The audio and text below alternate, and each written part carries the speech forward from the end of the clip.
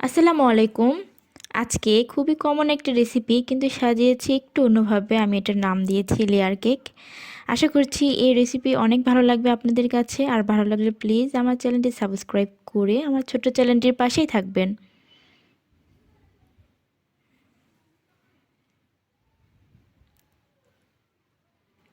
আমি প্রথমে একটা বাটিতে 2টা ডিম ভেঙে নিয়েছি। এবার এর মাঝে দিয়ে দিব 3/4 কাপ চিনি। চিনিটা ভালো মতো মিক্স করে নেব যতক্ষণ না গলে যাচ্ছে। ফেটিয়ে নিলাম একটু ডিমের সঙ্গে। এবার এর মাঝে দিয়ে দিচ্ছি 1/2 কাপ রান্নার তেল। দিয়ে দিলাম খুবই সামান্য একটু লবণ যাতে স্বাদটা একটু ব্যালেন্স হয়। আর দিয়ে দিচ্ছি লেমন ফ্লেভার, আপনারা চাইলে কিন্তু ভ্যানিলা ফ্লেভারটাও দিতে পারেন। এবার 2 কাপ দিয়ে দিলাম ময়দা। একটু ভালো করে মিক্স করে নিব।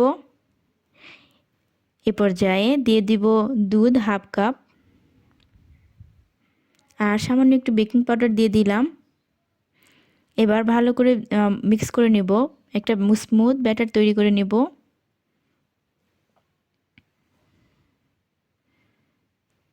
আমার এখানে 1 কাপ পরিমাণ দুধ লেগেছে।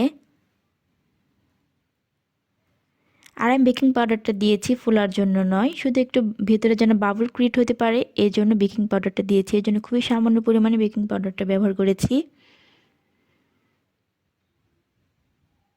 এবার ভালো করে ফেটিয়ে একটা স্মুথ ব্যাটার তৈরি করে নেব।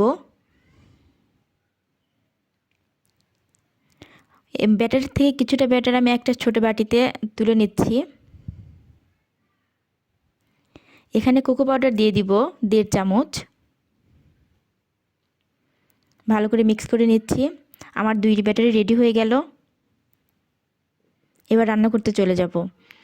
একটা প্যানে তেল দিয়ে নিয়েছি, ব্রাশ করে দিচ্ছি আর বাড়তি তেলটা একটা টিস্যু পেপারের সাহায্যে মুছে নেব।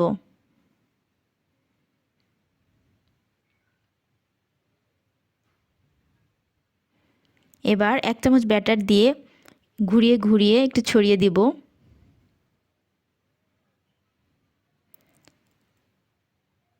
একটা ঢাকনা দিয়ে ঢেকে দেব 40 সেকেন্ডের জন্য।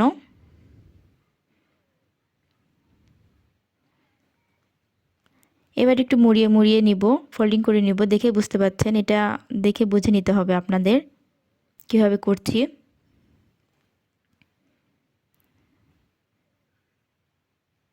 এবার আবার একটু ব্যাটার দিয়ে দিলাম ভালো করে, আরেকটার সঙ্গে ভালো করে গায়ের সঙ্গে লেগে দিচ্ছি যাতে মুড়াতে সুবিধা হয়। আবার 40 সেকেন্ডের জন্য ঢেকে দিচ্ছি আর এভাবে সবগুলো এরকম করে মুড়িয়ে নিচ্ছি।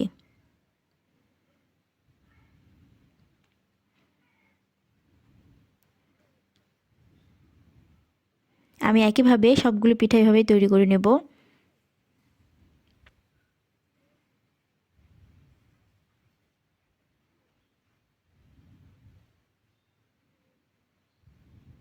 আমার একটি পিঠা রেডি হয়ে গেছে, কেটে দেখাচ্ছি ভিতরে এমনটা হয়েছে।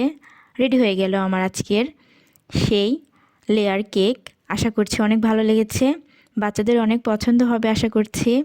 আর আমার এই রেসিপি ভালো লাগলে লাইক কমেন্ট শেয়ারের পাশাপাশি আমার চ্যানেলটি সাবস্ক্রাইব করতে ভুলবেন না। শেষ পর্যন্ত দেখার জন্য সবাইকে অনেক ধন্যবাদ। আসসালামু আলাইকুম।